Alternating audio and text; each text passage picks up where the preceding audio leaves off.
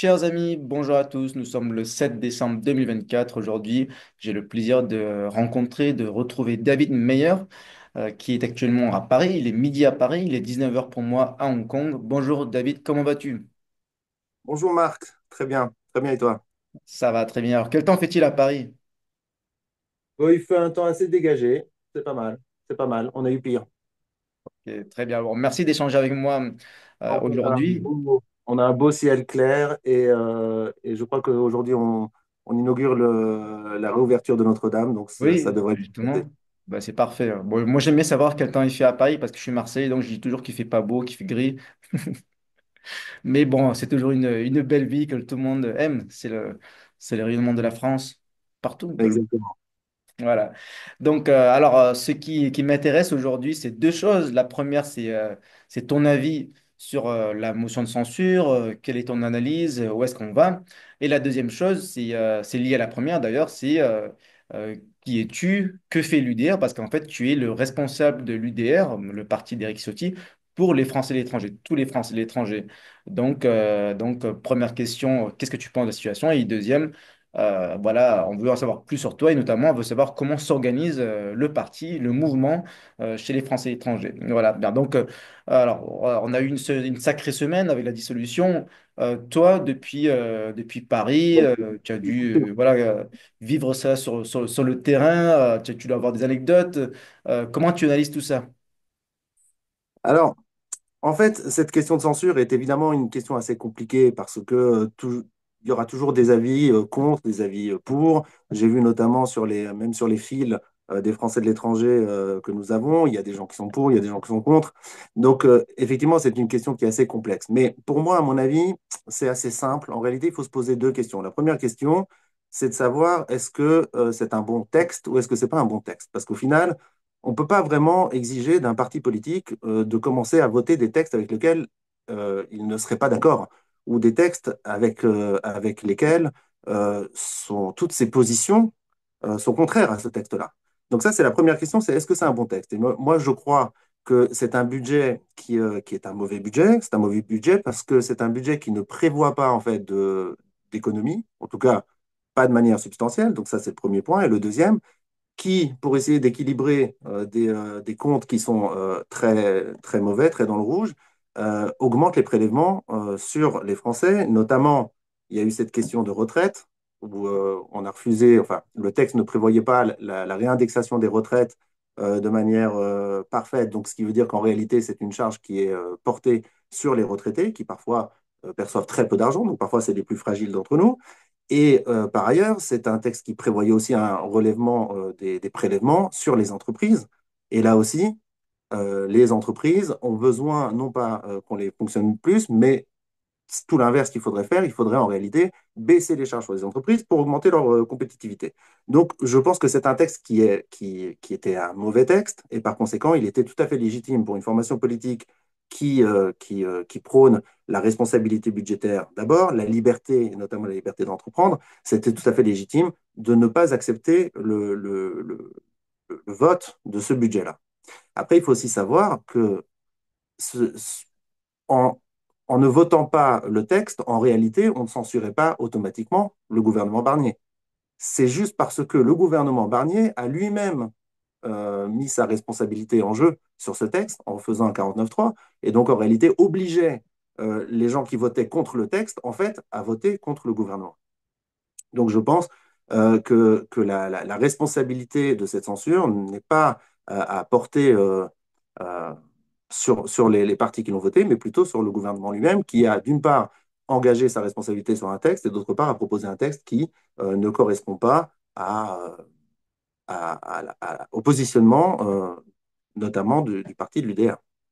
D'accord, donc ça aurait été plus simple de ne pas faire un 49-3, de présenter cette proposition, et donc l'UDR et d'autres auraient voté contre, mais le projet de Exactement, loi aurait pu poursuivre, être amendé, etc. D'accord. dans ce cas-là, le projet suivait son cours normal. Il y avait un certain nombre de renégociations du texte, d'amendements, etc. Et on pouvait arriver à un texte d'accord. Voilà. Alors, tu as parlé de nos compatriotes, en particulier même les Français et étrangers dans nos fils. Moi-même, j'ai des amis qui sont pour, qui sont contre cette censure. J'ai des amis qui m'ont dit, oui, c'est pas responsable. Marc, tu es quelqu'un tu as la tête sur les épaules. Tu imagines ce que tu soutiens. Maintenant, là, on a vraiment un gros bordel en France. On n'a plus de budget 2025, etc. C'est pas responsable. Donc, toi, qu'est-ce que tu dis aux gens qui sont pas, qui disent qu'on n'est pas responsable, surtout que toi, tu n'es pas du RN, tu viens d'une droite, on va dire, plus libérale, qui est normalement d'Arciotti, est connu pour être tempéré, pour être républicain, il sait comment fonctionne le système. Donc, si Ciotti a accepté de soutenir cette motion de censure, on ne peut pas dire qu'il n'est pas responsable. Qu'est-ce que tu réponds à nos amis? On a Oui. beaucoup d'amis de droite qui nous disent, mais en fait, vous êtes débiles, les gars, pourquoi vous voulez cette censure? Qu'est-ce que tu leur dis? Alors, il y a plusieurs choses.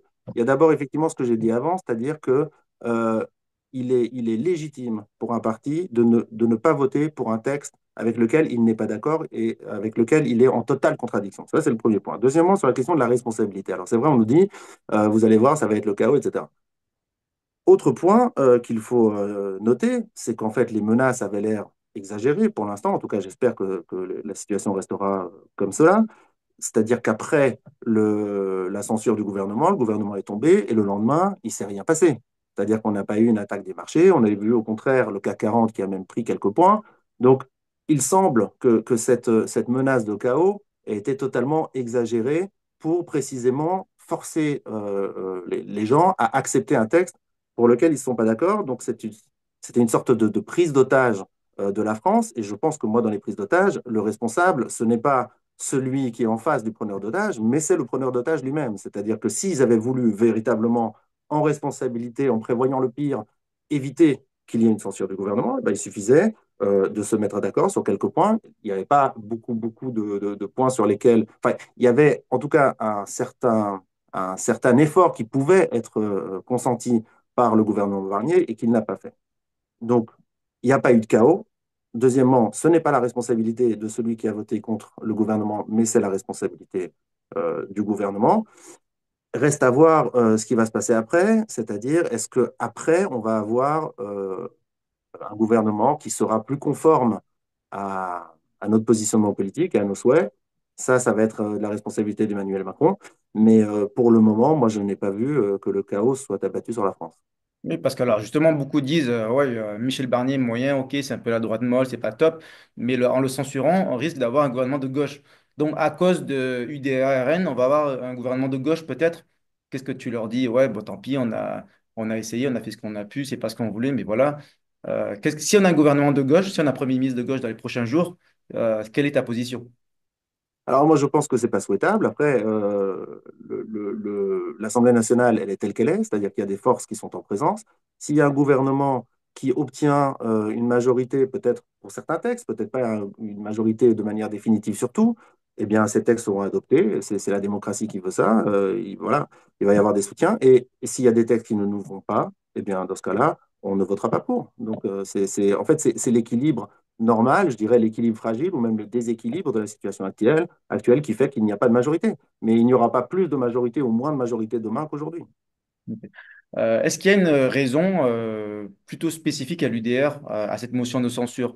Je m'explique, là, on a une raison officielle du RN pour la censure, c'est la désindexation des retraites, parce qu'il y a eu des négociations, etc. Donc, Marine Le Pen dit, on n'a pas pu avoir la réindexation des retraites, donc on vote contre la motion de censure. Mais bon, tu sais très bien, la plupart des gens plutôt de droite, eux, ça leur fait ni chaud ni froid. Voilà, moi, ça me choque pas plus que ça. Et certains vont dire que Marine Le Pen, tu as dû le voir, elle a fait ça pour accélérer le calendrier parce qu'elle a des procès, la justice, etc. Donc, apparemment, il y a des raisons qui sont officielles ou officieuses qui concernent le RN. Mais quant à l'UDR, pourquoi Ciotti a fait ça? Hmm. Alors, c'est vrai que quand on regarde le discours, ce que dit Marine Le Pen, le Rassemblement national, effectivement, il a l'air plus attaché à l'aspect pouvoir d'achat, l'aspect les retraites qui ne sont pas indexées.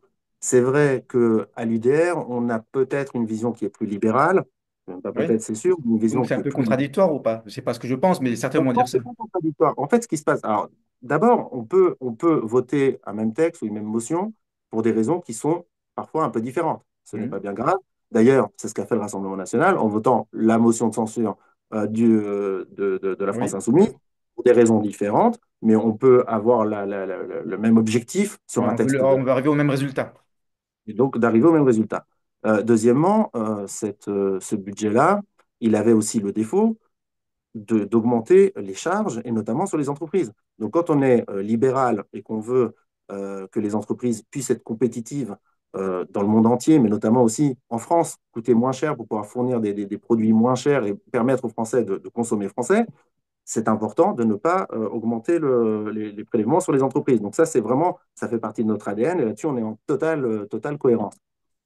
Euh, Ok. Ouais, mais ah, ça me va, c'est non, déjà pas mal. oui, et par ailleurs, il y a aussi un autre point commun dans l'appréciation entre les deux partis, entre le Rassemblement national et l'UDR, il me semble, c'est que personne ne veut en réalité, ni le Rassemblement national, ni l'UDR, faire peser sur les Français des charges supplémentaires lorsqu'il y a la possibilité, en réalité, de faire des coupes ailleurs.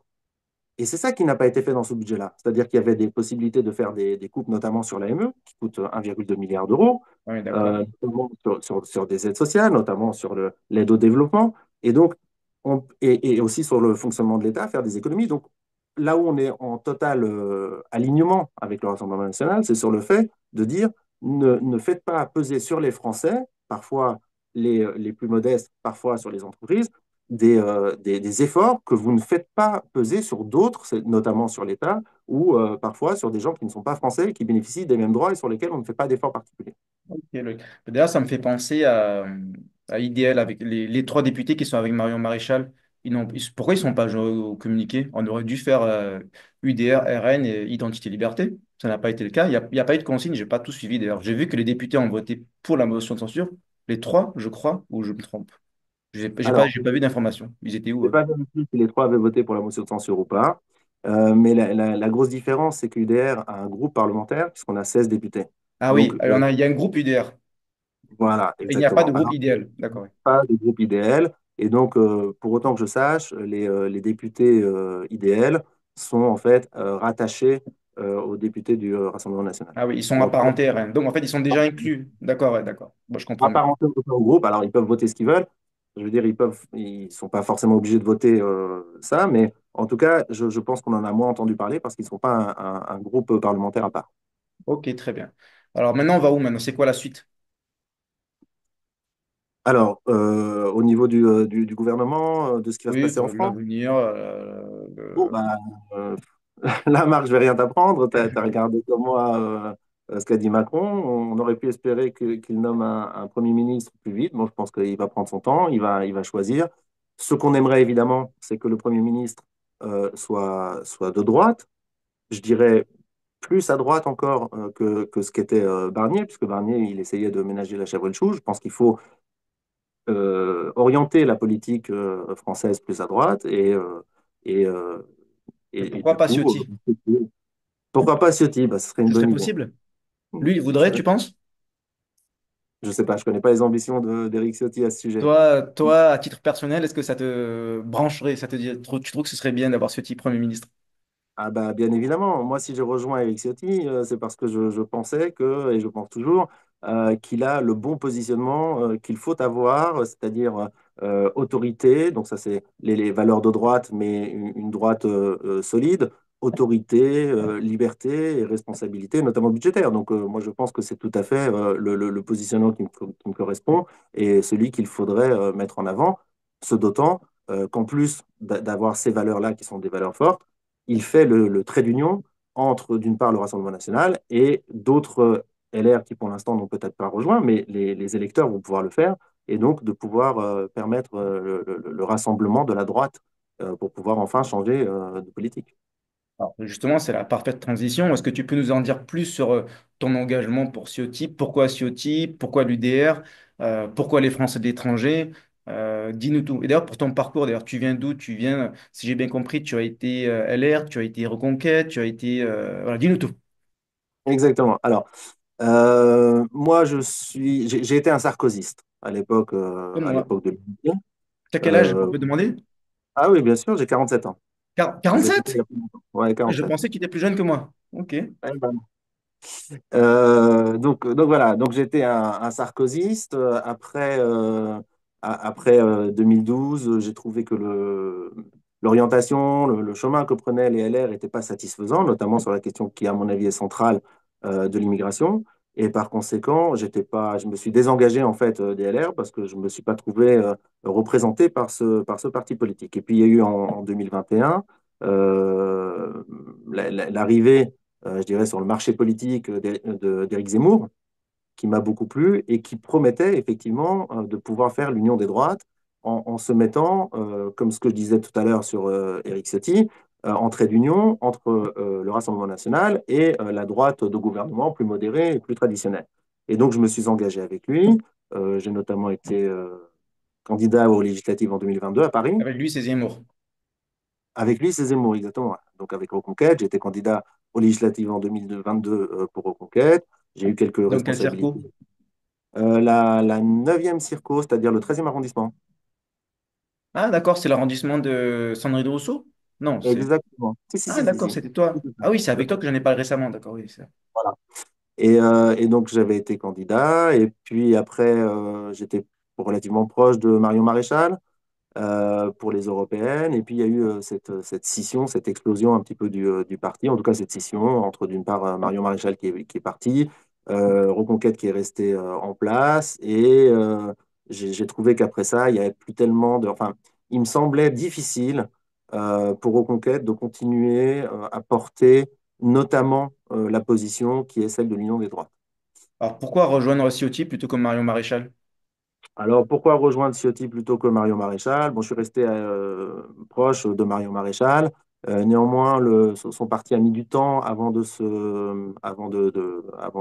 naître. Et entre-temps, j'avais trouvé l'initiative d'Éric Ciotti très intéressante. J'avais aimé ce qu'il avait fait en disant, mais moi, je suis pour l'union des droites et donc je m'allie au Rassemblement national. J'ai trouvé que c'est ce qu'il fallait faire. Il a un passé qui est un passé LR, donc non sulfureux, un passé de droite modérée, enfin pas modérée, mais en tout cas responsable, pas étiqueté euh, fasciste, quoi. Et donc j'ai bien aimé ce positionnement-là. On m'a proposé de rejoindre ce parti et j'ai trouvé que c'était une bonne façon de porter nos convictions et de pouvoir les faire entendre auprès des électeurs. Moi, j'apprécie aussi beaucoup Ciotti. Après, je me dis toujours, à titre personnel, il a soutenu Valérie Pécresse en 2022. Donc, c'est toujours quelque chose qui me gêne un petit peu parce que je me dis, ça fait partie des gens qui ont les bonnes idées, les bonnes intentions, mais finalement, ils se soumettent un petit peu au système, ils suivent un petit peu ce qu'ils doivent suivre pour avoir leur poste. Qu'est-ce que tu réponds? Là, je te dis pas, je suis pas le seul à penser ça. Je dis ça parce qu'il y a pas mal de nos compatriotes français et l'étranger qui sont Reconquête ou ancien Reconquête et qui hésite à rejoindre Ciotti à cause de ça. Parce qu'il dit, ouais, j'aime bien Ciotti, mais le gars, il a soutenu Pécresse quand même. Qu'est-ce que tu leur dis à ces gens-là?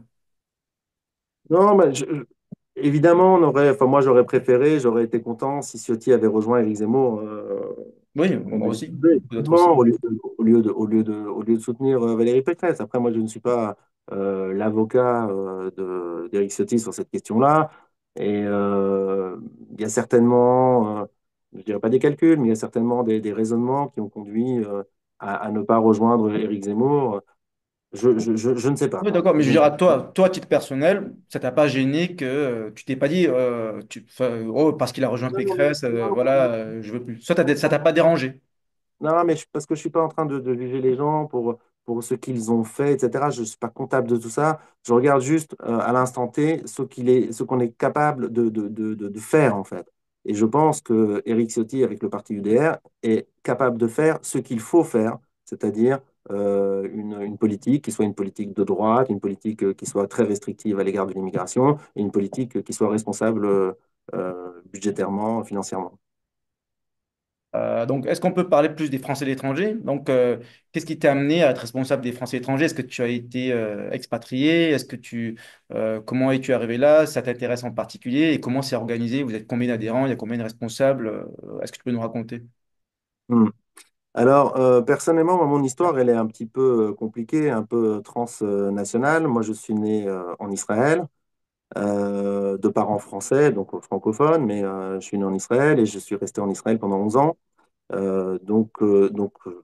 la double nationalité. Donc, je connais très bien non seulement ce pays, mais je connais un petit peu la vie d'un Français à l'étranger, d'un expat. Voilà, ce sont des notions qui me sont assez proches. Et puis, j'ai évidemment un attachement, des affinités avec cette huitième circonscription qui est celle où il y a Israël, il y a l'Italie, Chypre, euh, j'ai plus, j'ai plus Israël, ouais. les autres pays qui sont. Bon, La voilà. Grèce, je crois. Israël, c'était pour la huitième circonscription. Et quand j'ai parlé de la huitième circonscription, on m'a confié la Fédération des Français de l'étranger pour pouvoir la structurer, pour qu'on puisse avoir des référents partout, dans les 11 circonscriptions, et pour pouvoir faire vivre le parti, l'installer, pouvoir toucher les électeurs, les Français de l'étranger, pouvoir les convaincre. Et je pense qu'on peut avoir un certain écho auprès des Français de l'étranger euh, par rapport à notre positionnement politique. Ouais, en tout cas, c'est logiquement un fort potentiel, puisque la plupart des Français à l'étranger sont enfin, historiquement plutôt à droite, même si maintenant ils sont plutôt macronistes, et donc ils viennent de la droite sarkozyste. Et donc Ciotti, normalement, ça devrait ils devraient se sentir proches de Ciotti. Alors maintenant, tu dis il faut des responsables dans tous les circos. Est-ce que c'est le cas? Vous avez des responsables partout dans le monde maintenant? Dans les 11 circos législatifs? Alors, à l'heure qu'il est, sauf exception, des responsables partout. D'accord, bon, c'est déjà pas mal structuré. Il y a combien d'adhérents, tu sais? Les adhérents en général, je crois que le dernier chiffre qui a circulé, c'était 13 000 adhérents pour le parti, mais c'est pas pour les Français de l'étranger. Pour les Français de l'étranger, j'ai pas le chiffre, mais je pense que le nombre d'adhérents va forcément augmenter parce que pour l'instant, on est un mouvement qui est assez jeune. Les Français de l'étranger sont peut-être un peu plus éloignés de la vie politique française, non pas désintéressés, mais un peu plus éloignés, donc ils mettent peut-être un peu plus de temps à suivre, à rejoindre, à s'engager dans des partis. C'est vrai par rapport à ce que tu disais que c'était des circonscriptions plutôt à droite. Alors, pas toutes. Si on remonte, il y a, je crois de mémoire, 5 circonscriptions sur les 11 qui ont été à un moment donné à droite. Mais je pense il faut tenir compte en fait enfin, faut avoir à l'esprit la sociologie, je pense, des Français de l'étranger qui, d'une part, euh, sont ouverts sur le monde, par hypothèse, puisqu'ils vivent un peu partout. Donc, ils connaissent des gens de toutes les nationalités, etc. Donc, ouvert, c'est pas une sociologie de personnes fermées. Donc, tout ce qui est extrême, à mon avis, ne les attire pas tellement. Et d'autre part, souvent, ce sont des gens qui économiquement sont dans le monde des affaires ou parfois travaillent pour des entreprises qui sont à l'international, etc.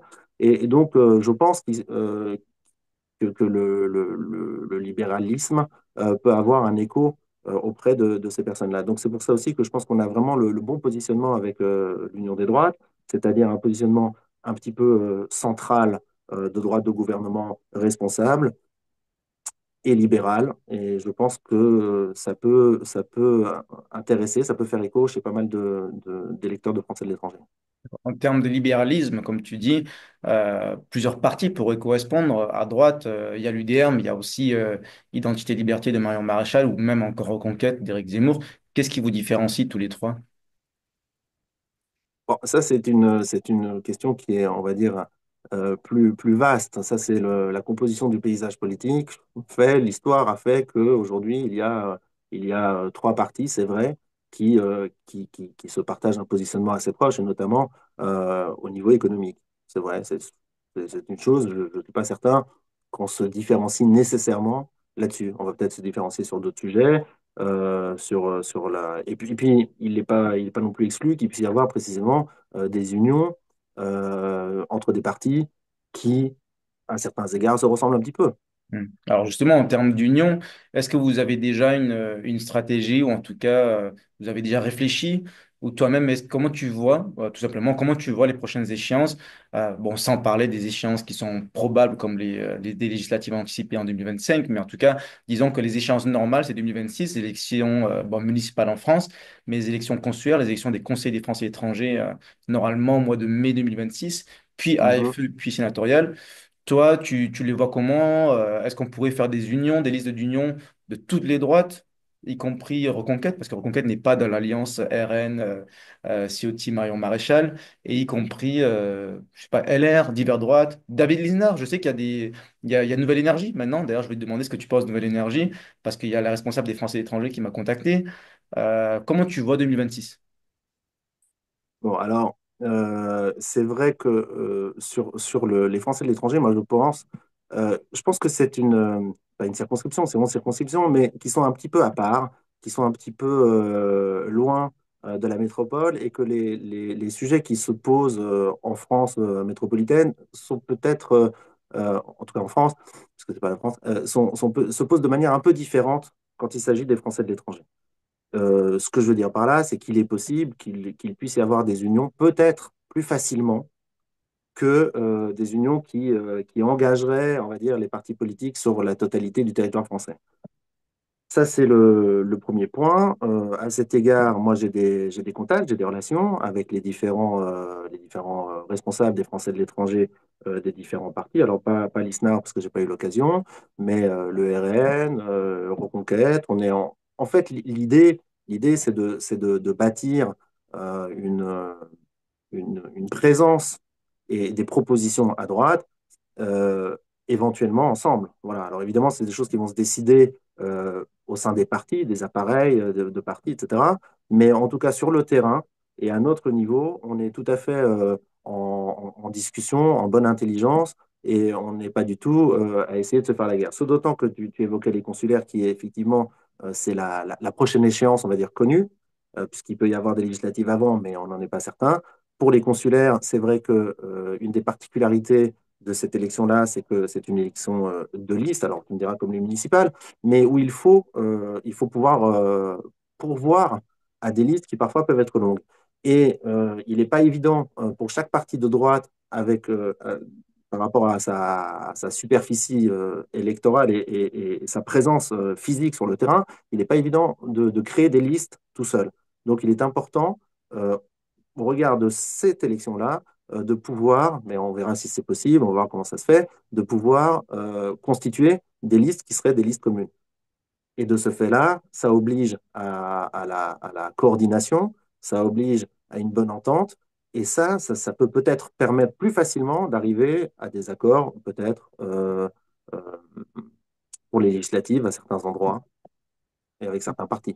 En tout cas, dans l'idée, dans le principe, on est tous d'accord. De toute façon, ça suit la volonté d'Éric Ciotti de faire l'union des droites. Donc, on est ouvert à discuter avec tout le monde. Donc, toi-même, tu es prêt à discuter avec tous les partis de droite des Français et étrangers. Moi, je suis tout à fait disponible à tous les représentants de tous les partis de droite, évidemment. D'accord. Mais d'ailleurs, est-ce qu'il y a quelqu'un pour représenter Marion Maréchal? Parce que je te connais toi, je connais Reconquête, je connais le RN, mais les autres, je connais pas Marion, le responsable d'Identité et Liberté, ni même de UPR, Debout la France, les Patriotes. Je sais pas. S'ils regardent cette vidéo, qu'ils n'hésitent pas à me contacter. Mais je crois qu'il n'existe pas de responsable chez les autres. Je sais pas ce qu'ils font, je sais pas s'ils sont organisés. Toi, est-ce que Alors, tu as des contacts? j'ai entendu en discutant avec une Française de l'étranger de la deuxième circonscription, c'est-à-dire l'Amérique du Sud, j'ai entendu le nom d'une personne qui serait responsable pour IDL, mais je n'ai pas plus d'informations que ça. Et comme toi, moi, je suis à la disposition de ces personnes-là pour qu'ils puissent me contacter. D'accord. Mais Oui, on m'a dit je n'ai ça aussi. J'ai échangé avec pas de l'Amérique du Sud. visibilité de quelqu'un. On m'a dit que Ouais. c'était en discussion, mais j'ai toujours pas eu de nouvelles, donc j'en profite. Ok, très bien. Mais c'était très intéressant. Merci. Est-ce que tu as, je sais pas, comme dernier mot, je dirais, comment tu vois l'avenir en tant que candidat? Est-ce que toi, là, ça me vient à l'esprit classique, est-ce que toi, tu serais candidat aux législatives, par exemple, dans le huitième circuit en Israël? Est-ce que ça te brancherait? Qu'est-ce que tu Écoute, en penses? non, moi déjà, j'étais prêt à être candidat puisque je l'avais été pour Reconquête, Éric Zemmour, dans une circonscription qui n'était pas une circonscription très facile.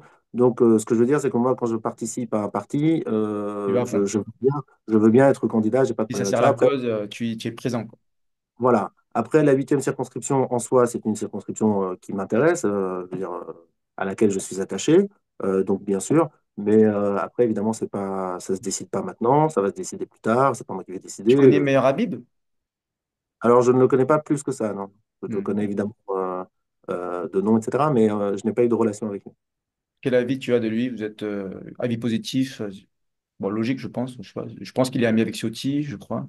Euh, Je pense déjà que c'est un type de droite, donc déjà ça nous met un petit peu d'accord sur certains sujets. Après, il a été élu, je pense qu'il a défendu certaines idées qui méritaient vraiment de l'être. Il a été très courageux. Il a eu parfois, il a affronté des insultes, des tas d'obstacles sur sa route. Voilà. Après, je le connais pas plus que ça, mais je pense il a bien tenu son rôle. Ouais. Ouais. Et voilà, dernière question, Ciotti président, ça c'est possible ou pas? Ça serait souhaitable. Ça serait souhaitable. Après, je sais pas.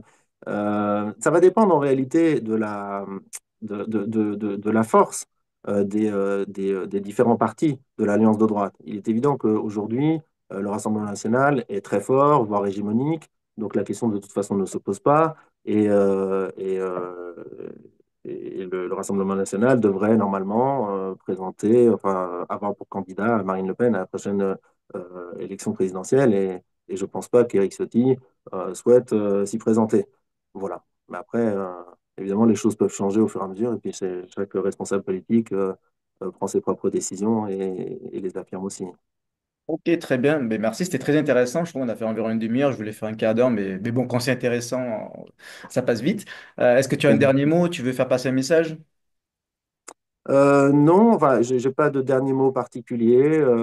Non, la seule chose, c'est que je dis aux Français de l'étranger qui nous écoutent, qui nous regardent, que UDR est un parti donc neuf, qu'ils ne connaissent pas forcément très bien, mais que c'est un parti qui s'intéresse aux Français de l'étranger, qui va avoir une présence un petit peu partout, et que tous les Français de l'étranger qui partagent un petit peu nos idées peuvent totalement, et facilement, et ils seront les bienvenus nous rejoindre, ne serait-ce que nous écrire, pas forcément adhérer dans un premier temps, nous écrire, parler avec nous, échanger avec nous. Alors, à Et, quelle adresse? et- eh bien, moi, je peux donner mon numéro de téléphone.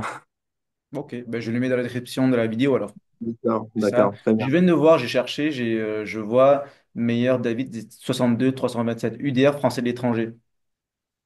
C'est ça? C'est le compte Oui, officiel oui, de oui, l'UDR? exactement, oui, oui. Voilà, ça y est, je viens de le follower. Tu viens d'avoir un follower de plus. Ouais, Avec Renouveau P, Renouveau Patriote. super. Voilà, donc il y a ça. Et il y a un site pour les Français à l'étranger aussi. On fera Non, passer tous les messages. Tu m'enverras tous les liens et je les mets dans la il n'y a pas description. que pour les Français de l'étranger, mais il y a des référents qui ont été nommés qui ont des boucles WhatsApp. Et moi, c'est vrai que j'ai mon email qui doit apparaître sur l'organigramme du parti. C'est un email avec UDR dont je ne me souviens pas exactement du libellé. Mais en tout cas, c'est assez facile de nous trouver, de nous joindre et de joindre les référents, notamment de la 11e circonscription.